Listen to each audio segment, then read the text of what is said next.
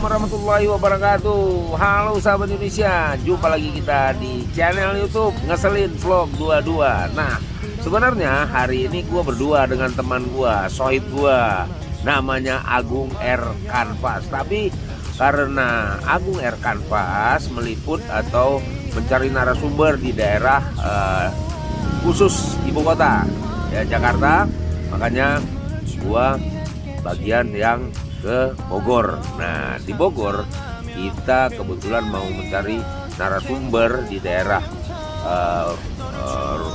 rumah sakit jiwa ya, Dr. Haji Marzuki Mahdi. Rumah sakit ini rumah sakit yang menampung atau ya banyak yang dirawat pasien-pasien yang mengalami depresi ya, semacam gangguan kejiwaan, tapi bukan orang gila ya, belum beda, atau bukan ODGJ, tapi mereka-mereka yang terkena persoalan-persoalan di dunia ini atau di muka bumi ini ya, dan usianya berbagai macam ya, dari mulai anak-anak sampai yang orang tua juga ada dirawat di sini, di rehab ya, sampai mereka kembali ya kepada kenormalan mereka ya. Perlu dicatat bahwa mereka bukan orang gila, tapi mereka sedang mengalami semacam gangguan gitu ya, karena mungkin persoalan ekonomi, persoalan sekolah, kuliah, dan lain-lain sebagainya.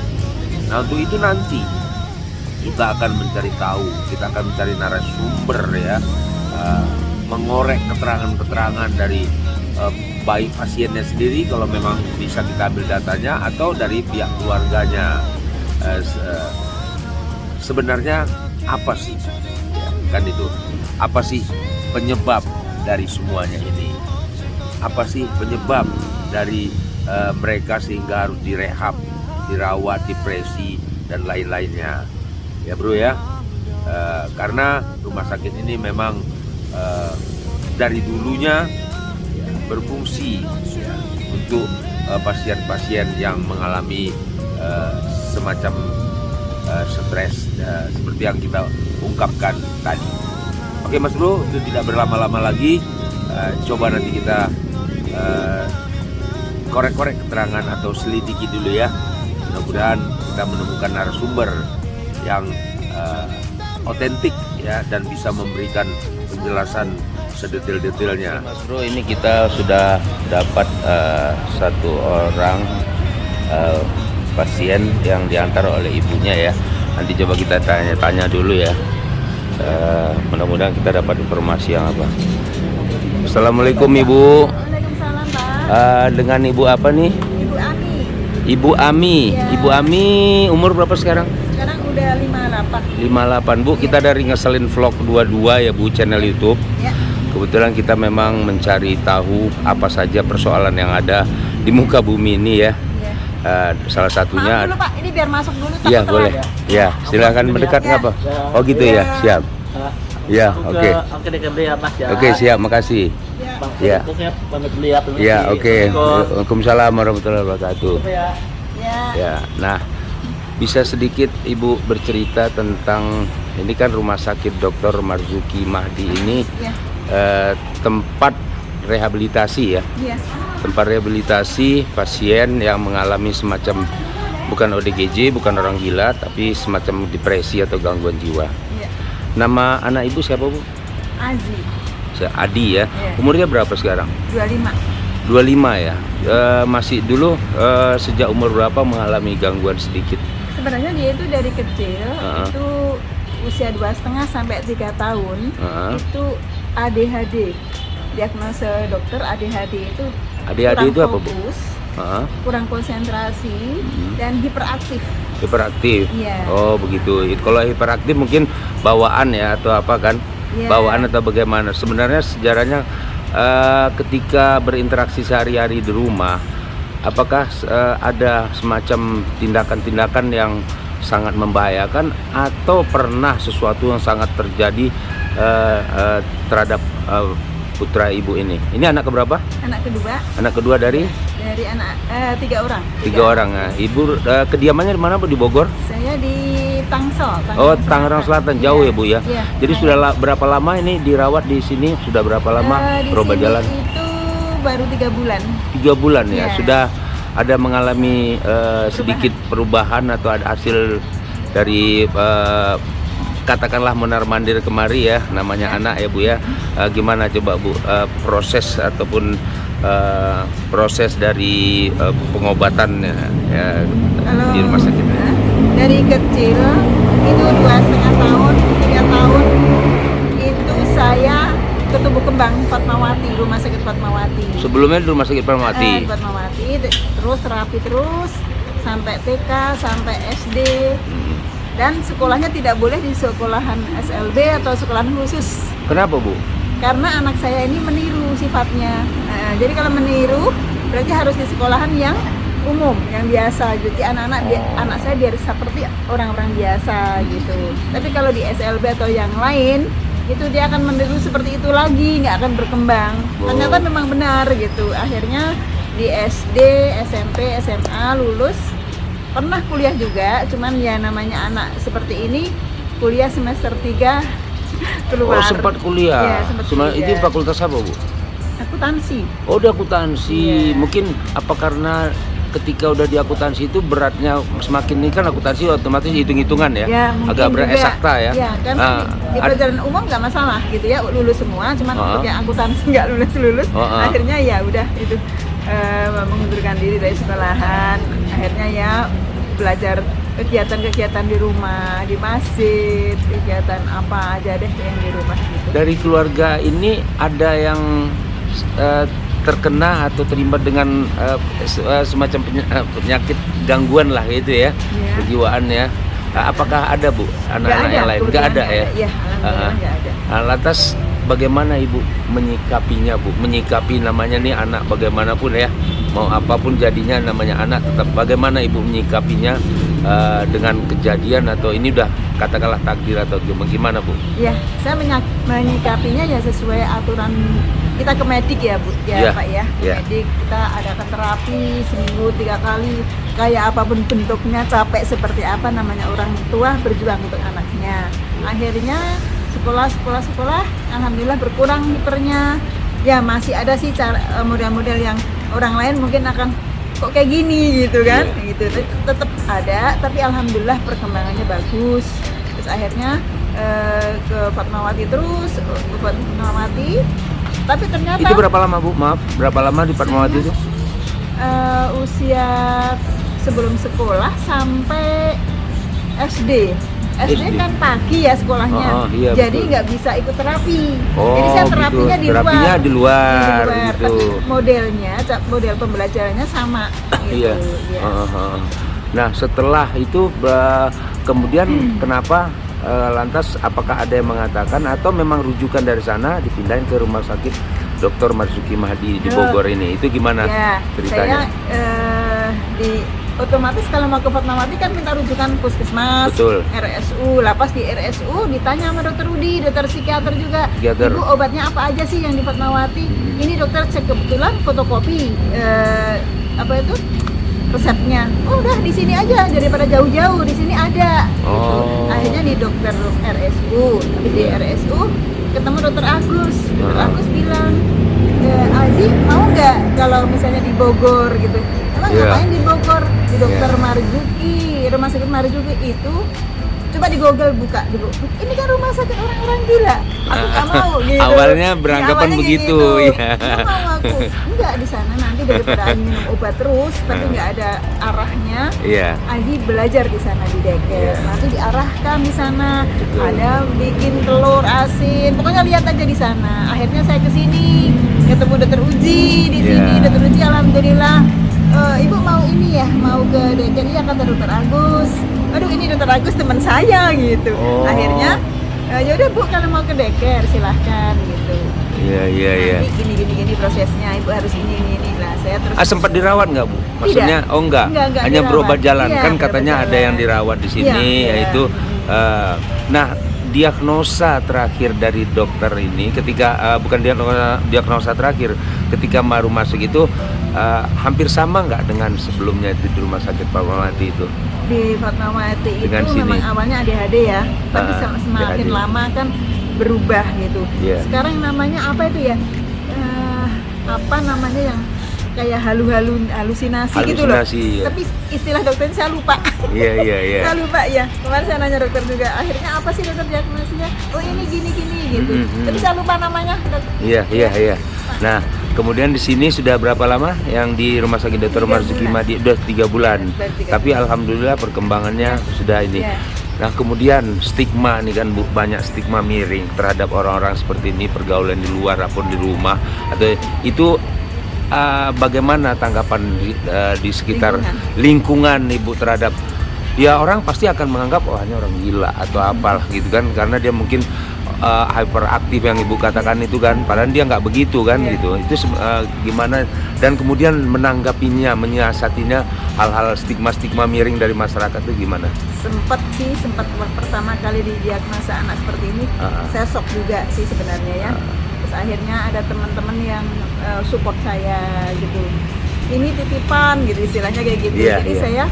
saya kembali lagi, oh iya ini titipan sama Allah, saya dititipin sepertinya saya harus berjuang dengan anak seperti ini. Pasti itu di lingkungan ada orang-orang yang gimana ini apa itu anak kok kayak gini dan yang Iya, belum paham. betul. Tapi kalau yang sudah paham mungkin ini anak yang istilahnya itu ladang pahala gitu lah. Betul, amin ya, ladang benar. pahala, terus harus berjuang, harus dititipin Allah seperti ini gitu. Dan dia bergaul di situ sudah tahu lingkungannya bahwa dia mengidap penyakit yang seperti yang masyarakat mungkin nggak paham, seperti yang saya bilang tadi kan, menganggap ini orang gila gitu loh. Ketika dia pernah nggak terjadi sesuatu yang sangat menyedihkan hati Ibu? Apakah dia diteriak-teriakin dan sebagainya oleh masyarakat sekeliling, atau ya anak-anak lah sepantaran dia gitu? Ya kalau anak-anak awal belum tahu tuh pastilah akan takut gitu ya. Anaknya kan agresif ya, takut gitu. Kadang-kadang saya sedih juga, tapi orang tuanya itu, anak-anak yang ngikutin itu memberitahu, memberi pemahaman. Sebenarnya Aziz itu seperti ini, kamu nggak boleh seperti itu, harus empati, harus diajakin main dan sebagainya. Yang tahu ya, yang memahami hal ini gitu.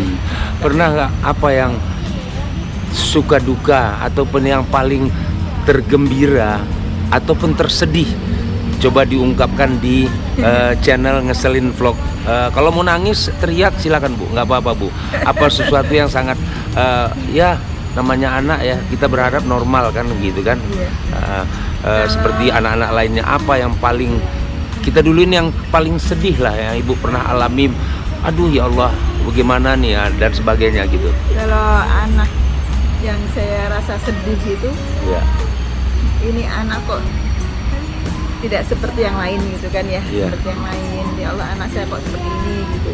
Terus sering sama masyarakat gitu kadang-kadang merasa mengganggu atau gimana gitu kan ya, mengganggu. Tapi saya sudah nggak menangisnya tuh cuma saya kalau saya meninggal bagaimana gitu aja saya sekarang. Enggak bagaimana akhirnya nanti gitu kalau saya nggak ada, suami saya nggak ada gitu. Karena Tapi sekarang suami masih ada Bu? Masih ada, Masih, alhamdulillah ya. Terus Bu? Kalau alhamdulillahnya, kalau yang saya seneng dia perkembangannya bisa di masjid, bisa bergaul, bisa azan, setiap ini azan, maghrib, subuh, isya selalu ke masjid. Oh, ke masjid, dia yang azan. Dia rajin sekali. Dia yang azan, tapi alhamdulillah bacaannya segala macam normal ya Bu ya. Alhamdulillah, ya. Oh iya. Karena mungkin lingkungan di masjid juga memahami gitu kan ya, memahami, terus menguatkan, memberi support sama anak saya gitu. Oh gitu. Nah, pesan ibu ya buat apakah siapa aja tanpa terkecuali kepada mereka baik yang belum, jangan sampai ya, atau yang sudah dalam baik menanggapi atau menyikapi sikap-sikap atau stigma-stigma miring yang saya katakan tadi dari masyarakat, bagaimana pesan-pesan ibu terhadap orang, kepada orang tua lah, atau apa cara mendidiknya, cara mensiasati dan mengatasi persoalan seperti anak ibu pada saat ini. Seluruh ibu-ibu, bapak-bapak, mungkin ibu muda dan sebagainya yang di masyarakat lainnya, kalau memang ada menemukan anak 2 tahun belum bisa bicara, gerakannya cepat, agresif, cepat dibawa ke tubuh kembang, karena di sana akan ketahuan belum bisa baca, belum bisa inilah, terus interaksi mata tidak bisa kontak, itu tolong dibawa ke tumbuh kembang gitu ya. Dan apabila mendapatkan anak seperti ini, nggak usah sedih, nggak usah cemas, nggak usah apa, ini ladang pahala. Insya Allah kalau ibu berjuang, sabar, pasti akan berkembang dengan baik anaknya gitu. Dan kalau misalnya punya anak yang nggak seperti itu, nggak masalah, janganlah disia-siakan, disayang, bersyukur punya anak yang sehat, yang normal gitu. Seperti hanya itu aja. Ya. Dan apa terakhir kata dokter setelah perkembangan berobat di Dokter Haji Marzuki Mahdi ini, kira-kira ada yang dituntun atau terapi secara fisik ataupun menggunakan obat atau apa yang dikasih? Oh iya, kalau di Marzuki sini itu pertama dikasih obat. Obat, terus ada terapi, di sana ada OT-nya.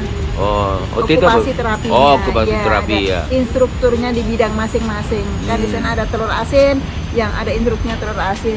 Di sana ada bidang hidroponik. Ada hidroponik. Oh. Terus ada apa itu yang mencakul nanam-nanam itu ada juga. Iya. Terus ada lagi yang ini gerabah. Gerabah juga ada, bikin roti juga ada. Oh, jadi semuanya mereka di samping pengobatan secara ininya kedokteran medisnya, di situ diajarkan juga keterampilan atau cara untuk ini ya. Hobinya kemana dia apanya. Dan terakhir ya Bu ya, saya mau tanya yang namanya pelayanan terhadap pasien, terutama kepada ibu, keluarga ibu, itu bagaimana di sini di Dokter Marzuki Mahdi ini? Alhamdulillah, saya pertama di sini juga bingung sebenarnya. Bingung kenapa Bu? Bingung, baru masuk sini kan pertama di Marzuki. Saya harus tanya satpam, ternyata satpam juga mengarahkannya enak sekali gitu. Sini Bu, silahkan di sana dengan senyumnya yang luar biasa. Jadi nyaman dan jelas. Akhirnya ya sampai kenal satpamnya, sampai kenal sama perawatnya, sampai karena seperti udah familiar lah ya gitu ya. Iya. Mungkin dia pasien banyak gak kenal sama saya, tapi merasa saya kenal sama orang ini gitu. Iya. Karena baik sekali. Ya. Nah, Ibu menggunakan fasilitas apa Bu berobat di sini? Ada yang istilahnya pribadi, mandiri, atau menggunakan BPJS? BPJS ya Bu ya. Setahu Ibu, kira-kira seandainya bukan BPJS, ini kira-kira biayanya berapa ya Bu, supaya masyarakat di luar kalau terjadi sesuatu hal yang seperti ini bisa di cover apakah dengan BPJS? Seandainya tidak ada BPJS, apakah cukup tinggi atau bagaimana menurut Ibu? Kalau dikalkulasikan lah. Belum tahu ya, belum. Cuman kemarin ada yang cerita yang nggak pakai BPJS itu yang mandiri 150 apa ya? 150.000 itu untuk sekali dokternya atau pendaftaran gitu nggak tahu. Belum lagi obat. Dokternya, belum obatnya. Belum obatnya ya. Hanya itu aja, setahu saya belum pernah masalahnya. Iya, karena Ibu menggunakan BPJS ya. Nah, kalau kita bicara masalah BPJS ya Bu ya, dulu kan banyak orang menganggap apa sih ini, gue kan nggak sakit, ngapain gue bayar kan gitu. Nah, setelah terjadi sakit kemudian dia punya BPJS tercover, akhirnya banyak manfaatnya kan gitu. Dulu orang banyak miring lah ya, kita bilang stigma miring, anggapan-anggapan yang nggak apa terhadap BPJS. Kalau Ibu sendiri sangat terbantu atau bagaimana Bu ya dengan sangat terbantu ya Ya sangat terbantu dengan BPJS ini. dengan BPJS ya. Ya. Kalau Oke. misalnya saya nggak pakai BPJS mungkin selama berapa tahun, 25 tahun ini saya mengeluarkan uang yang begitu ini, karena saya juga hidupnya nggak ini cukup lah gitu istilahnya, ya nggak terlalu ini, ya sederhana lah saya, makanya saya merasa cukup. Alhamdulillah Alhamdulillah ya Bu ya. terbantu. Nah, terakhir lagi nih Bu ya. Tadi kan pesan-pesan sudah ada, kemudian kepada pihak rumah sakit lah pesan Ibu dalam peningkatan pelayanan dan sebagainya yang Ibu katakan tadi sudah baik. Dan apa yang kira-kira yang perlu ditambahkan lah kira-kira menurut kacamata atau pengamatan dari Ibu terhadap rumah sakit ini supaya semakin progres, semakin apa ya, itu kira-kira gimana? Ya sih ini aja apa untuk pelayanannya supaya lebih hangat lagi kayaknya ya, lebih hangat lagi. Jadi orang-orang itu kan di sini kan penyakitnya mayoritas ya, walaupun ada yang bukan ini ya, tapi mayoritas kan orang yang perlu dengan kesabaran, dengan senyuman, dengan gembira gitu. Mungkin ditambah lagi itu, dikembangkan lagi untuk penyambutannya gitu, satpam-satpamnya banyak senyum, walaupun laki-laki juga harus banyak senyum, karena Tapi- ada satpam yang gitu. Iya betul. Tapi untuk saat ini sudah cukup inilah Bu ya, cukup Alhamdulillah, ya udah. melayani Ya, sekali lah Bu ya. melayani, ya. Oke, Ya. Ibu saya mohon izin ya. Ini kebetulan kita ngeselin vlog 22 nih channel YouTube yang memang kita berbasis tentang kehidupan ya. gitu. Vlog apa aja kita upload baik pemulung maupun. Nah kita mohon izin sama Ibu nanti malam mungkin hari ini liputan kita terhadap yang Ibu alami ini akan kita upload. Mohon izin boleh ya Bu ya? Iya boleh. Ya. Tapi ya, Nanti saya akan yang penting positif ya Pak. kasih positif.